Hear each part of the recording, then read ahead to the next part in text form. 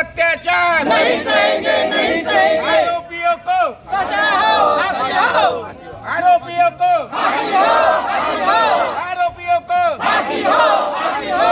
दलितों पर अत्याचार अवैध मकान दुकान तोड़ा जाए, तोड़ा जाए। अवैध मकान दुकान तोड़ा जाए, तोड़ा जाए। दलितों पर अत्याचार नहीं सहेंगे, नहीं सहेंगे। दलितों पर अत्याचार नहीं सहेंगे, नहीं सहेंगे।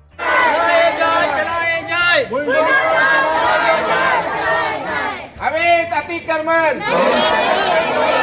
अवैध अतिक्रमण, दलितों पर अत्याचार, दलितों पर अत्याचार, कार्रवाई हो। अवैध अतिक्रमण, दलितों पर अत्याचार,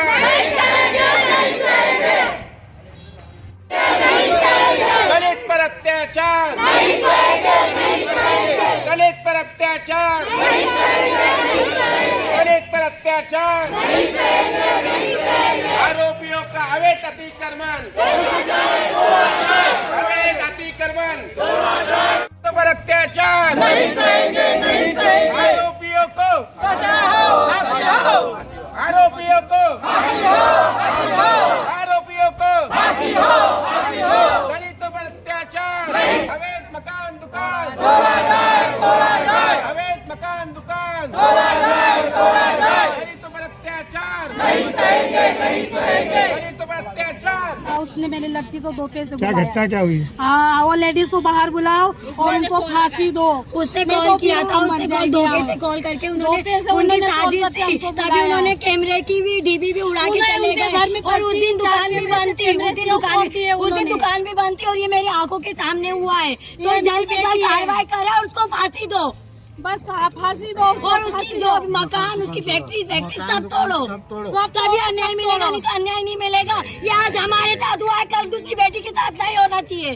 तो जल्द से जल्द हमको अन्याय चाहिए, न्याय चाहिए हमको, न्याय। और उनका मकान सब तोड़ो। और एक लेडीज है, उसको भी बाहर बुलाओ। कास्ट से भी आते हैं, फांसी दो। परिवार के द्वारा एक घटना, एक दर्दनाक घटना कारित की गई। हमारे मोहल्ले की हमारी बेटी, हमारी बहन की चाकू से 5 बार उसको चाकू से मारकर उसकी दर्दनाक हत्या की गई। उसने दुकान पर जाना बंद कर दिया था, लेकिन उसके द्वारा उसके अर्जुन सुगंधी, उसकी पत्नी, उसके भाई और उसकी लड़की द्वारा बार बार फोन कर उसको बुलाया गया। उसकी शादी पुणे के अंदर तय हो चुकी थी। वो शादी के लिए पंडित बुलाने के लिए गई थी, फिर भी उसको बार बार फोन करके उसको परेशान किया जाता था। परेशान होकर अपनी वो छोटी बहन के साथ वहाँ पर उसकी दुकान पर गए और दुकान पर जाने के बाद गहरा विवाद हुआ। गहरा विवाद होने के बाद क्या है कि उसने उसको जाने के लिए जब दुकान को जो चाबी थी, स्कूटी की चाबी वहाँ पर भूल गए। दोबारा स्कूटी की चाबी लेने के लिए जाते हैं तो उसके ऊपर चाकू से अर्जुन सुगंधी और उसके परिवार द्वारा हमला किया जाता है और हमले से तत्काल उसकी मृत्यु अपने स्थान पर ही हो जाती थी।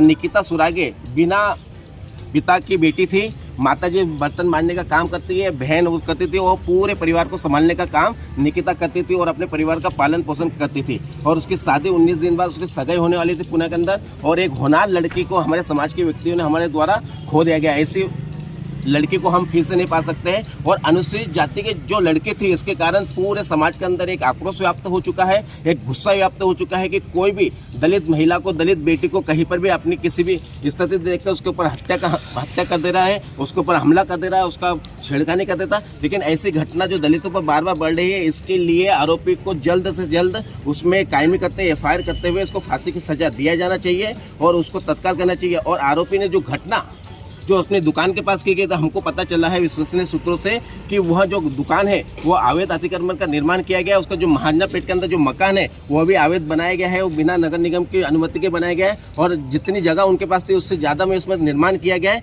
तो उसके जो अवैध निर्माण है उस अवैध निर्माण को भी तोड़ा जाना चाहिए। और तोड़ने के कारण क्या है कि जो ऐसे आरोपी लोग हैं जो कि ऐसे घटना कारित करके चले जाते हैं, तो इस घटना का लोगों पे वो लगेगा, डर पैदा होगा, इसलिए उसके अवैध निर्माण को भी तोड़ा जाना चाहिए।